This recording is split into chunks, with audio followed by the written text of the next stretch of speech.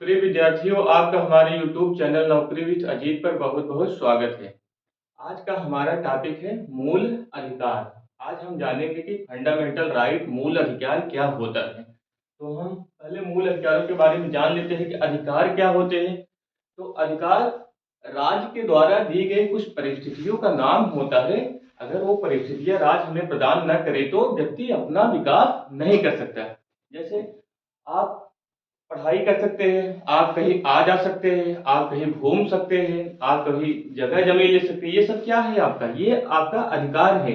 ये आपको किसने दिया है? ये आपको कहाँ से मिला है? तो ये आपको राज्य के द्वारा प्रदान किया गया है। ये आपको कहाँ से मिला है? ये आपको राज्य के द्वारा प्रदान किया गया है। तो इसे ही अधिकार कहते हैं।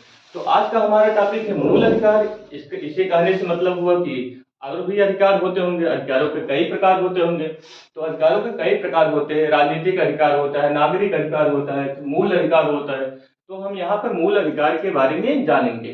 तो मूल अधिकार इसे क्यों कहा जाता है? पहले इसे हम जान लेते हैं कि मूल अधिकार इसे इसलिए कहा जाता है क्योंकि इसकी गारंटी हमें संविधान के द्वारा दे दी जाती है। इसकी गारंटी हमें किसके द्वारा दी जाती है? संविधान के द्वारा दी जाती है। इसे मूल अधिकार इसलिए कहा जाता है क्योंकि इन अधिकारों को न तो हमसे कोई राज्य छीन सकता है, न ही हमसे कोई व्यक्ति छीन सकता है। मूल अधिकारों को आपसे न तो राज्य छीन सकता है, न ही आपसे मूल अधिकारों को कोई व्यक्ति छीन सकता है। इसीलिए इसे क्या कहा जाता है? मूल अधिकार कहा जाता है। मान लो अगर कोई छीन रहा है तो आप क्या करोगे? अगर इन अधिकारों को, मूल अधिकारों को आपसे कोई भी छीन रहा है तो आप आर्टिकल 32 का प्रयोग करके सुप्रीम कोर्ट जा सकते हैं और आर्टिकल 226 का प्रयोग करके हाई कोर्ट जा सकते हो। आप वैसे देखेंगे तो आप किसी साधारण मामले पर सुप्रीम कोर्ट, हाई कोर्ट नहीं जा सकते। पहले आपको जिला कोर्ट जाने पड़ेगा, फिर हाई कोर्ट जाना पड़ेगा, फिर सुप्रीम कोर्ट आप जा सकते हैं और मामला भी उस लेवल का होना चाहिए तभी। लेकिन मूल अधिकारों के हनन पर आप डायरेक्ट आर्टिकल 32 का प्रयोग करके कहा जा सकते हैं, सुप्रीम कोर्ट जा सकते हैं। इसलिए इन अधिकारों को मूल अधिकार कहा जाता है। अब ये मूल अधिकार जो है हमारे संविधान के भाग 3 में दिए गए। हमारे संविधान के कहां पर दिए गए हैं? भाग 3 में। इसका वर्णन कहा है? हमारे संविधान के भाग 3 में मूल अधिकारों का वर्णन है, जो कि आर्टिकल 12 से 35 के बीच में है। कहां से कहां तक है? आर्टिकल 12 से 35 के बीच में इसका वर्णन किया गया है मूल अधिकारों का। अब हम मूल अधिकारों के बारे में और कुछ जान लेते हैं। तो भाग 3 को हमारे संविधान का मैग्ना कार्टा कहा जाता है। क्या कहा जाता है? हमारे संविधान का मैग्ना कार्टा। तो यहाँ पर मैग्ना कार्टा अब क्या है? तो मैग्ना कार्टा के बारे में आप जानेंगे कि 12 से 15 ईस्वी में ब्रिटेन के राजा किंग जॉन थे। 12 से 15 ईस्वी में कौन थे ब्रिटेन के राजा? किंग जॉन थे। तो जॉन के द्वारा सामंतों के दबाव में एक अधिकार पत्र दिया गया था उन लोगों को। उसमें बहुत सारे अधिकार शामिल थे। उसे क्या कहा जाता था? मैग्ना कार्टा कहा जाता था। इसीलिए हमारे संविधान में भी लोगों को मूल अधिकार मिले हुए हैं। तो भाग 3 को हमारे संविधान का क्या कहा जाता है? मैग्ना कार्टा कहा जाता है। अब हम देख लेते हैं मूल अधिकारों को कहाँ पे लिए गए। जब हमारा संविधान बन रहा था तो हमने बहुत सारे देशों के संविधान से बहुत सारी बातों को, बहुत सारी चीजों को ग्रहण किया है। तो फंडामेंटल राइट को हमने यूएस से, संयुक्त राज्य अमेरिका के संविधान से ग्रहण किया है। कहाँ पे लिए गए मूल अधिकारों को? मूल अधिकारों को अमेरिका के संविधान से लिया गया है। अब हम मूल अधिकारों के बारे में एक एक करके जानते हैं। इसका वर्णन कहाँ से कहाँ तक है? आर्टिकल 12 से 35 के बीच में मूल अधिकारों का वर्णन है। अब हम एक एक आर्टिकल से जानते हैं। तो आइए हम देखते हैं आर्टिकल 12। आर्टिकल 12 क्या है? आर्टिकल 12 में दी गई है राज्य की परिभाषा। आर्टिकल 12 में क्या कर रहा है? राज्य की परिभाषा। अब यहाँ पर बताया गया है, आपको आगे बहुत सारी चीजें मिलेगी कि राज्य ये न करेगी, राज्य ये नहीं कर सकती। तो वही राज्य की परिभाषा के बारे में आर्टिकल 12 में बता दिए गए आखिर राज्य है क्या। जिस राज्य की आगे हम चर्चा करेंगे वो राज्य है क्या। तो आप यहाँ देखेंगे कि जो यहाँ पर राज्य मतलब ये नहीं हुआ कि यूपी, बिहार, एमपी, ये वाला राज्य यहाँ पर नहीं है। यहाँ राज्य कहने से मतलब हो जाएगा कि जैसे संसद हो गई, राज्य में आ जाएगी। संसद कहाँ आ जाएगी? राज्य में आ जाएगी। संसद हो गई, विधानमंडल हो गई, केंद्रीय सरकार हो गई, राज्य सरकारें हो गई, सरकारों के विभाग हो गए। और जैसे आप देखेंगे कि रेलवे क्या है? रेलवे अपने आप में एक राज्य है। यूपीएससी क्या है? यूपीएससी राज्य है। सुप्रीम कोर्ट राज्य है। हाई कोर्ट भी राज्य है। यूपी बोर्ड भी अपने आप में राज्य है। तो राज्य कहने से क्या मतलब है? राज्य कहने से मतलब वह संस्था जो अपना डिसीजन खुद लेती है, जो अपना डिसीजन खुद लेगी, अपना काम वो खुद करेगी, उसे हम क्या कहेंगे? उसे हम राज्य कहेंगे। राज्य कहने से मतलब यहाँ विभागों से हो जाता है। तो इसमें आर्टिकल 12 में किसकी परिभाषा दी गई? राज्य की परिभाषा दी गई। तो राज्य आपको समझ में आ गया। रेलवे अपने आप में राज्य है, बिजली विभाग अपने आप में राज्य है, परिवहन विभाग अपने आप में क्या है? परिवहन विभाग भी अपने आप में राज्य है, एयरपोर्ट अपने आप में क्या है? राज्य है, रेलवे स्टेशन अपने आप में राज्य है। ये सब क्या है? राज्य में आते हैं। तो उसी राज्य की परिभाषा किसमें बताया गया है? आर्टिकल 12 में राज्य की परिभाषा बताया गया है। अब हम अगला आर्टिकल देखते हैं। अगला आर्टिकल है आर्टिकल 13। आर्टिकल 13 में देखिए क्या कह रहा है। आर्टिकल 13 में कह रहा है कि जब से संविधान बन रहा है, संविधान के बनने से पहले अगर कोई ऐसी विधि है जो मूल अधिकारों का हनन कर रही है, मूल अधिकारों में कोई कटौती कर रही है, या संविधान बनने के बाद ऐसी कोई विधि बनाई जाती है जो मूल अधिकारों में कोई कटौती करे, मूल अधिकारों का हनन करे, तो उसे अवैध घोषित कर दिया जाएगा। उसे क्या कर दिया जाएगा? अवैध, उसे समाप्त कर दिया जाएगा। किस आर्टिकल के तहत? आर्टिकल 13 के तहत। इसीलिए इसे क्या कहते हैं? अल्पीकरण कहा जाता है कि मूल अधिकारों को में कटौती करने वाली कोई भी विधि मान्य नहीं होगी। उसे आर्टिकल 13 का प्रयोग करके क्या कर दिया जाएगा? उसे रद्द कर दिया जाएगा। इस शक्ति को कहते हैं न्यायिक पुनर्विलोकन का अधिकार। इस शक्ति को क्या कहा जाता है? न्यायिक पुनर्विलोकन का अधिकार। तो ये अधिकार किसे मिला हुआ है? रद्द करने का अधिकार। मूल अधिकारों में कटौती करने वाला कोई भी अगर कानून बनाया जा रहा है तो उसे रद्द आखिर कौन करेगा? रद्द करने की जिम्मेदारी है सुप्रीम कोर्ट और हाई कोर्ट दोनों की है। रद्द करने की जिम्मेदारी किसकी है? सुप्रीम कोर्ट और हाई कोर्ट दोनों। तो न्यायिक पुनर्विलोकन का अधिकार किसे मिला हुआ है? सुप्रीम कोर्ट और हाई कोर्ट दोनों को न्यायिक पुनर्विलोकन का अधिकार मिला हुआ है। तो इसका मतलब ये हुआ कि कोई भी विधि, जैसे कोई रीत रिवाज परंपरा भी है, अगर मूल अधिकारों में कोई कटौती कर रही है तो उसे भी समाप्त कर दिया जाएगा। इसका मतलब हुआ कि संसद के द्वारा, अब विधि कानून बनाने की जिम्मेदारी किसकी है? संसद विधानमंडल की है। संसद के द्वारा भी अगर कोई विधि बनाई जा रही है या तो सरकार के द्वारा कोई आदेश पारित किए जा रहे हैं कि मूल अधिकारों में कोई कटौती कर रहा है, तो उसे क्या कर दिया जाएगा? उसे रद्द कर दिया जाएगा। कौन रद्द करेगा? सुप्रीम कोर्ट और हाई कोर्ट उसे रद्द कर देगी। इसका मतलब हुआ कि क्या तो मूल अधिकारों में संशोधन किया जा सकता है या नहीं? क्योंकि संशोधन भी तो एक कानून होता है ना। संशोधन कौन करता है? संविधान में संशोधन करने की जिम्मेदारी संसद की होती है। तो ये मामला कोर्ट में गया, सुप्रीम कोर्ट में गया। कब गया था ये मामला? 1967 में। ये मामला कोर्ट में गया था 1967 में। किस वाद में? गोलकनाथ वाद में। गोलकनाथ वाद में ये मामला कोर्ट में गया। तो कोर्ट ने ये कहा कि संविधान संशोधन भी एक विधि है। तो संविधान संशोधन अगर एक विधि है तो अगर उसके द्वारा, संविधान संशोधन के द्वारा मूल अधिकारों में कोई कटौती की जा रही है तो उसे भी क्या कर दिया जाएगा? समाप्त कर दिया जाएगा। तो गोलकनाथ वाद में सुप्रीम कोर्ट ने ये निर्णय दिया कि संविधान संशोधन के जरिए भी मूल अधिकारों में कोई भी कटौती नहीं की जा सकती। मूल अधिकारों में कोई भी कटौती नहीं की जा सकती है। किस वाद में कहा गया? गोलकनाथ वाद में। मूल अधिकारों में कटौती नहीं कर सकते। बाद में यही मुद्दा फिर कहा गया 1973 में केशवानंद भारती वाद में। यही मामला फिर से उठा कि क्या संसद को यह अधिकार है कि मूल अधिकारों में कोई कटौती कर सकती है कि नहीं, संविधान संशोधन के जरिए कोई कटौती कर सकती है कि नहीं, या तो उसे समाप्त कर सकती है, घटा बढ़ा सकती है, कर सकती है या नहीं कर सकती है। तो केशवानंद भारती वाद 1973 में हुआ। कब हुआ?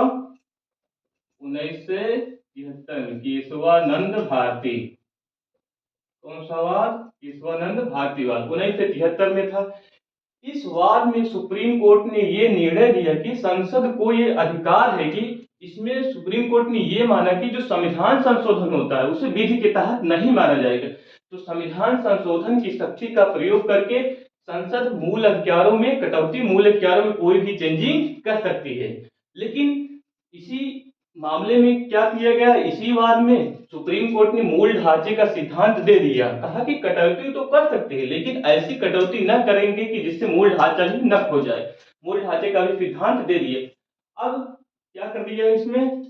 मूल अधिकारों में चेंजिंग की जा सकती है। किस वाद में? मूल अधिकार में चेंजिंग कर सकते हैं। किस वाद में? केशवानंद भारती वाद में। अब चेंजिंग करने की जिम्मेदारी किसे है? संसद को है। तो संशोधन के जरिए मूल अधिकारों में कोई भी चेंजिंग की जा सकती है। तो इसका मतलब तो अब ये हुआ कि चेंजिंग करने की जिम्मेदारी किसे मिली हुई है? संसद को मिली हुई है यहाँ पर। तो संसद को चेंजिंग करने की जिम्मेदारी मिली हुई है। अब मूल अधिकारों में चेंजिंग तो कर सकती है लेकिन कैसी चेंजिंग? ऐसी चेंजिंग करेंगे कि मूल ढांचे को कोई भी नुकसान न पहुंचे, मूल ढांचे को कोई भी नुकसान न पहुंचे। ये हो गया आपका कौन सा आर्टिकल, आर्टिकल 13। 13 में यही कह रहा है कि अगर विधायिका या कार्यपालिका के द्वारा कोई भी ऐसा नियम, कानून और आदेश बनाया जाता है जो मूल ढांचे को कोई नुकसान पहुंचाए, संशोधन करेंगे लेकिन मूल ढांचे को कोई नुकसान पहुंचाएगा तो उसे क्या कर दिया जाएगा, अवैध घोषित कर दिया जाएगा न्यायपालिका के द्वारा। अब संसद को यह अधिकार है कि मूल ढांचे में चेंजिंग कर सकते हैं, लेकिन कैसी चेंजिंग करेंगे कि मूल ढांचे को उसके कोई नुकसान न पहुंचे। सॉरी, मूल अधिकार में चेंजिंग कर सकते हैं लेकिन मूल ढांचे को कोई भी नुकसान न पहुंचे।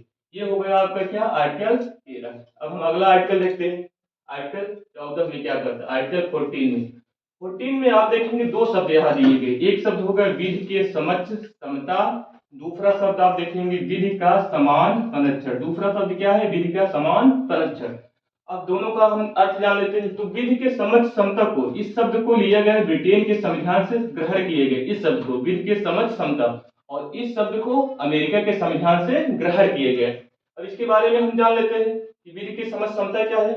विधि के समक्ष समता कहने से मतलब यही हुआ कि कानून, विधि मतलब कानून होता है, कानून के सम्मुख सब बराबर है, कानून सबके लिए एक है। भारत में रहने वाला कोई भी व्यक्ति, चाहे किसी भी धर्म को, किसी भी जाति का, अमीर हो गरीब हो, कोई भी व्यक्ति हो, एकदम अमीर से अमीर व्यक्ति और गरीब से गरीब व्यक्ति, सबके लिए कानून एक बराबर होंगे।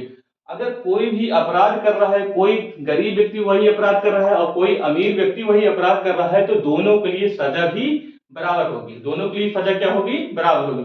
कहने का मतलब ये हुआ कि हमारा देश कैसे चलता है, हमारा देश में व्यक्ति का शासन नहीं होता, समूह का भी शासन नहीं होता, किसी धर्म ग्रंथ के अनुसार हमारा देश नहीं चलता, बल्कि हमारा देश कैसे चल रहा है, हमारा देश कानून के हिसाब से चल रहा है। तो हमारे देश में शासन कैसा है, कानून का शासन है। हमारे देश में सारी व्यवस्थाएं, जितनी प्रक्रियाएं हैं, सब कुछ कानून के हिसाब से होती है। ये हो गया, यही इसका मतलब होगा विधि के समक्ष समता, कानून के सम्मुख सब बराबर है। आप कोर्ट में जाएंगे, कोर्ट में देखेंगे कि न्याय की जो देवी होती है उनके आंख पर पट्टी बंधी होती है, पट्टी बंधी हुई होती है, क्योंकि पट्टी बंधने से मतलब हुआ कि हमारे सम्मुख सब बराबर है, हम किसी को नहीं देख रहे, हमारे सम्मुख सब बराबर है। ये शब्द को कहाँ से लिए गए, ब्रिटेन के संविधान से लिए गए। अब दूसरा ये है विधि का समान संरक्षण, इसका मतलब समझ लीजिए आप। तो ये तो कह दिया गया है कि कानून सबके लिए बराबर है, लेकिन ये भी तो हो सकता है, जैसे ये हो गया कि किसी कोई मामला है, उस मामले में एक अमीर व्यक्ति है और एक गरीब व्यक्ति है, दोनों व्यक्तियों के बीच विवाद है। तो आप देखेंगे कि अमीर व्यक्ति जो होगा, अमीर व्यक्ति कोर्ट में अच्छा से अच्छा वकील रख सकता है, मामले को अपने पक्ष में कर सकता है, और गरीब व्यक्ति हो सकता है पैसे के कारण या तो जानकारी के अभाव में कोर्ट जाने में विवशता महसूस करे। तो क्या यहाँ पर समानता स्थापित हो पाएगी, क्या यहाँ पर न्याय मिल पाएगा? तो राज्य की जिम्मेदारी बनती है कि उस गरीब व्यक्ति को भी क्या न्याय दिलाए, उसे भी वकील वकील दे, उसे भी क्या दे, वकील दे, वकील से उसे भी सलाह अपना वकील पे ले सकता है, अपना कोर्ट में अपना मामला वो भी उठा सकता है। तो किसकी जिम्मेदारी बनती है, ये जिम्मेदारी राज्य की बनती है। तो ये शब्द कहाँ से लिए गए, विधि का समान संरक्षण, ये शब्द अमेरिका के संविधान से लिए गए, ताकि यहाँ क्या बनाने की बात की है, समानता। अगर गरीब से गरीब व्यक्ति, अमीर से अमीर व्यक्ति, दोनों को साथ में छोड़ दिया जाए तो क्या समानता बन सकती है? कभी भी समानता नहीं बन सकती। तो इसी समानता को बनाने के लिए क्या किया जा रहा है, तो आप कहोगे यहाँ पर भेदभाव किया जा रहा है, लेकिन ये भेदभाव लेकिन कैसा है, डिस्क्रिमिनेशन तो यहाँ किया जा रहा है, लेकिन डिस्क्रिमिनेशन आप देखेंगे कि यहाँ पॉजिटिव डिस्क्रिमिनेशन किया जा रहा है। इसमें देखेंगे शोषित, शोषित, वंचित, हाशिए पर रहने वाले लोगों की मदद करने की जिम्मेदारी किसकी होती है, राज्य की जिम्मेदारी होती है। इसमें दो शब्द, ये शब्द ब्रिटेन के संविधान से लिए गए, ये शब्द अमेरिका के संविधान से लिए गए। ये हो गया आपका आर्टिकल 14 समाप्त हो गया। अब हम अगला आर्टिकल देखते हैं। अगला आर्टिकल है कि आर्टिकल 15। आर्टिकल 15 में क्या दिया गया, आर्टिकल 15 में यह कह दिया गया है कि भारत में रहने वाले लोगों के बीच धर्म के आधार पर, न तो धर्म के आधार पर, न तो जाति के आधार पर, न तो लिंग के आधार पर, न ही जन्म स्थान के आधार पर किसी के भी साथ कोई भी भेदभाव नहीं किया जाए, कोई भी डिस्क्रिमिनेशन किसी के भी साथ नहीं किया जाएगा। सबको समान अधिकार होगा कि सार्वजनिक स्थलों पर सब जा सकते हैं, जैसे दुकानों पर सभी लोग जा सकते हैं, भोजनालय होगा, होटल होगा, तालाब होगा, कुआं होगा, मेला होगा, घाट होगा, सभी जगहों पर सभी लोग जा सकते हैं, किसी भी आधार पर, धर्म के आधार पर कोई भेदभाव नहीं, न तो जाति के आधार पर, न लिंग के आधार पर, न ही जन्म स्थान के आधार पर कोई भी भेदभाव नहीं किया जाएगा। लेकिन इसमें यह भी कहा गया है कि महिलाओं और बच्चों और पिछड़े वर्गों के लिए सरकार विशेष रियायत दे सकती है, क्योंकि उनकी स्थिति औरों की तुलना में क्या होती है, निम्न होती है। यहाँ समानता स्थापित करने की बात की जा रही है, औरों की तुलना में उनकी स्थिति क्या होती है, निम्न होती है। तो अगर उन्हें सबके साथ छोड़ दिया जाए तो यहाँ पर समानता स्थापित नहीं हो सकती, क्योंकि उनकी स्थिति औरों की तुलना में निम्न होती। तो सरकार के द्वारा उनके लिए विशेष रियायत दी जाएगी। अब जैसे हम देखेंगे कि हमारे यहाँ जो अस्थानी शासन होता है, अस्थानी शासन में महिलाओं को आरक्षण दिया गया है, 33% वह आरक्षण। आप कहोगे ये तो भेदभाव है, लेकिन ये भेदभाव है, लेकिन ये भेदभाव कैसा है, यहाँ समानता स्थापित करने की बात की जा रही है। भेदभाव ये पॉजिटिव डिस्क्रिमिनेशन है। भेदभाव ये कैसा है, तार्किक भेदभाव है। भेदभाव दो तरीके के होंगे, एक तार्किक होगा, एक अतार्किक। जैसे भाई है, बहन है, अब आप कहोगे कि बहन को सूखी रोटी खाने के दे और भाई को खूब मलाईदार खाना आप खाने को दोगे, कहोगे कि ये घर का नाम रोशन करेगा, घर को आगे ले जाएगा, और बहन को आप पराया धन समझोगे। तो क्या हुआ, ये कैसा, यहाँ पर भेदभाव हो रहा है कि नहीं, यहाँ पर भेदभाव हो रहा है, लेकिन कैसा भेदभाव, अतार्किक भेदभाव है, इसका कोई भी तर्क नहीं है। तो संविधान में हमारे आर्टिकल 15 में आप देखेंगे भेदभाव किया जा सकता है, लेकिन कैसा भेदभाव होगा, तार्किक भेदभाव होगा। जिनकी स्थिति निम्न है उन्हें सरकार के द्वारा मदद देकर सबके समान मुख्य धारा में लाने का प्रयास किया जाएगा। किस आर्टिकल 15 यही आर्टिकल कहता है। लेकिन धर्म, जाति, लिंग, जन्म स्थान ऐसे किसी भी आधार पर कोई भेदभाव नहीं किया जाएगा। भेदभाव अगर किया जाएगा तो कैसा भेदभाव किया जाएगा, भेदभाव किया जाएगा तो तार्किक भेदभाव किया जाएगा। तार्किक भेदभाव आप कर सकते हैं। ये कौन सा आर्टिकल कर रहा है, आर्टिकल 15 ये कर रहा है। अब देखेंगे हम अगला आर्टिकल। अगला आर्टिकल है आर्टिकल 16। अगला आर्टिकल क्या है, आर्टिकल 16। आर्टिकल 15 में क्या कर रहा है, लोक नियोजन में समानता। लोक मतलब सरकारी, लोक शब्द जहां जाए आप क्या समझेंगे, पब्लिक, सरकारी। लोक मतलब क्या हो जाएगा, सरकारी हो जाएगा। नियोजन मतलब नौकरी हो जाता है, नियोजन मतलब नौकरी। लोक नियोजन में समता, इसका मतलब हुआ कि सरकारी नौकरी में सभी को क्या है, सभी को समान अधिकार है। देश में रहने वाले सभी लोगों को सरकारी नौकरी में समान अधिकार है।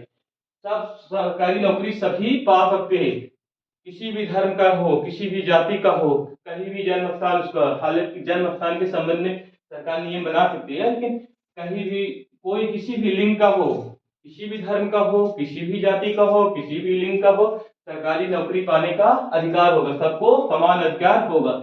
लेकिन इसमें भी देखेंगे कि आप, इसमें भी ये कहा गया है कि सरकारी नौकरी में जिनका प्रतिशत नहीं है, जिनका प्रतिनिधित्व सरकारी नौकरी में उचित प्रतिनिधित्व नहीं है, उनके लिए सरकार के द्वारा विशेष व्यवस्था की जाएगी। किस आर्टिकल का है, आर्टिकल 16 में ये भी कहता है सरकारी नौकरी में जिनका प्रतिनिधित्व नहीं है, सरकार के द्वारा उनके लिए क्या किया जाएगा, विशेष व्यवस्था की जाएगी।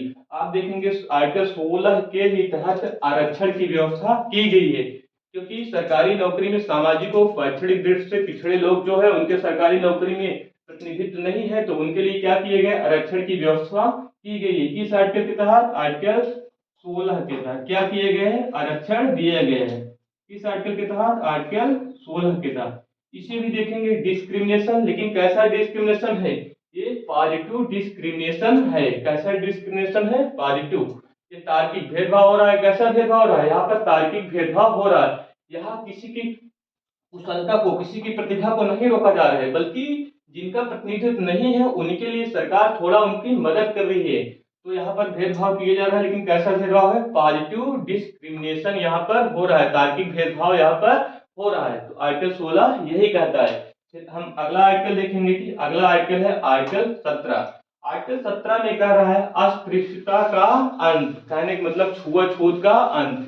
हमारे देश में देखेंगे पहले छुआछूत की प्रथा पाई जाती है, इसमें जाति के आधार पर छुआछूत किया जाता था। तो जब हमारा संविधान बना तो उस समय क्या किए गए कि छुआछूत को समाप्त कर दिए। किस आर्टिकल के तहत, आर्टिकल 17 के तहत छुआछूत की व्यवस्था का अंत कर दिया गया। अब छुआछूत का दोषी कोई पाया जाएगा तो उसे क्या होगा, उसे दंडित किया जाएगा। आप यहाँ देखेंगे छुआछूत की कितने आधार पर छुआछूत को बैन किए गए, दो आधार पर। किस आधार पर, दो, धर्म के आधार पर। धर्म के आधार पर आप छुआछूत नहीं कर सकते, और दूसरा क्या है, जाति के आधार पर। धर्म और जाति के आधार पर आप किसी के भी साथ कोई छुआछूत नहीं कर सकते। अगर कोई करते हुए पाया जाता है उसे क्या किया जाएगा, उसे दंडित किया जाएगा। आर्टिकल 17 यही कह रहा है। आप यहाँ देखेंगे, आप ये कहेंगे धर्म जाति छुआछूत तो नहीं हो सकता, लेकिन जब कोविड-19 का दौर चल रहा था, जब कोरोना फैला हुआ था, आप कहेंगे तब तो छुआछूत हो रहा था, क्योंकि तब लोग एक दूसरे को देखकर भागते थे, कोई किसी को नहीं छूता था। लेकिन मेरे प्यारे बच्चों, यहाँ आपको ये जानना है कि इसमें आर्टिकल 17 क्या कर रहा है कि अस्पृश्यता धर्म और जाति के आधार पर छुआछूत नहीं हो सकता। लेकिन हेल्थ के अनुसार, हेल्थ के आधार पर अगर देश में कोई महामारी फैली हुई है तो महामारी के आधार पर छुआछूत किया जा सकता है, क्योंकि स्वास्थ्य के आधार पर छुआछूत हो सकता है, क्योंकि वहां पर धर्म और जाति से मतलब नहीं था, कोई भी धर्म का कोई भी जाति, क्योंकि कोरोना फैला हुआ था। आप देखेंगे कि हेल्थ के आधार पर छुआछूत उस समय हो रहा था। तो धर्म और जाति के आधार पर किसी के भी साथ कोई भी छुआछूत नहीं किया जा सकता। कौन सा आर्टिकल कह रहा है? आर्टिकल 17 कह रहा है। अब हम अगला आर्टिकल देखेंगे। अगला आर्टिकल है आर्टिकल 18। इसमें कहा गया है कि उपाधियों का अंत। इसमें क्या कहा गया? उपाधियों का अंत।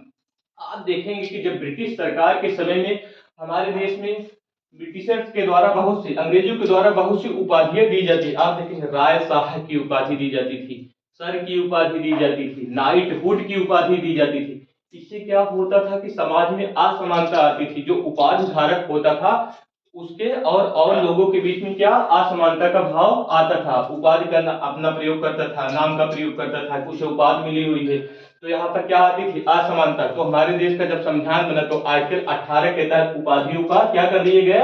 अंत कर दिए गए। अब किसी भी व्यक्ति को कोई भी उपाधि नहीं दी जाएगी। लेकिन इसमें देखेंगे दो उपाधि को छूट है, सेना और विद्या। क्या है? सेना और विद्या, ये उपाधि दी जाती है। शिक्षा से संबंधित उपाधि दी जा सकती है और सेना, सेना से संबंधित उपाधि दी जा सकती है। आप देखेंगे कि सेना में होते हैं मेजर होते हैं, जनरल होते हैं, कर्नल होते हैं। शिक्षा व्यवस्था में देखेंगे कि प्रोफेसर होते हैं, डॉक्टर होते हैं। ये सब क्या है? डॉक्टरेट की उपाधि दी जाती है। लेकिन आज सेना और विद्या उपाधि दी जा सकती है, लेकिन और उपाधि समाज में किसी भी व्यक्ति को देश में नहीं दी जा सकती है। लेकिन आप देखेंगे ये तो उपाधियां नहीं, ये तो पद का नाम होता है। डॉक्टर होता है, प्रोफेसर होता है, कर्नल होता है, मेजर होता है, ये सब क्या है? तो पद का नाम होता है। तो उपाधियों का अंत किस आर्टिकल के तहत कर दिए गए? आर्टिकल 18 के तहत उपाधियों का अंत कर दिए गए कि अब किसी भी व्यक्ति को कोई भी उपाधि नहीं प्रदान की जाएगी। अब आप देखेंगे कि हम आपको आज देखें आर्टिकल 12, 13, 14, 15, 16, 17, 18। आप देखेंगे आर्टिकल 12 में क्या कर रहा है? 12 में तो राज्य की परिभाषा बता दी है। आर्टिकल 13 में अल्पीकरण बता दी है कि मूल अधिकारों का अगर कोई भी उल्लंघन कर रहा है कोई भी कानून, या तो पहले का है या बाद का है, उसे अवैध घोषित कर दिया जाएगा। आप देखेंगे ये तो ये बता रहा है। आप देखेंगे ये 14, 15, 16, 17, 18 क्या बताना चाहते हैं? ये समानता के बारे में। ये चारों पांचों आर्टिकल क्या है? समानता के बारे में बता रहे। 14 क्या कर रहा है? विधि के समक्ष समानता, मतलब कानून के समक्ष सब क्या है? बराबर है। 15 क्या कर रहा है? धर्म, जाति, लिंग, जन्म स्थान के आधार पर सब लोग बराबर है। 16 कर रहा है सरकारी नौकरी में सब लोग बराबर है। 17 कह रहा है छुआछूत में सब लोग बराबर है, किसी के साथ छुआछूत का व्यवहार नहीं किया जाएगा। 18 में कह रहा है उपाधियों में सब बराबर है, उपाधियों को समाप्त कर दिया जाएगा।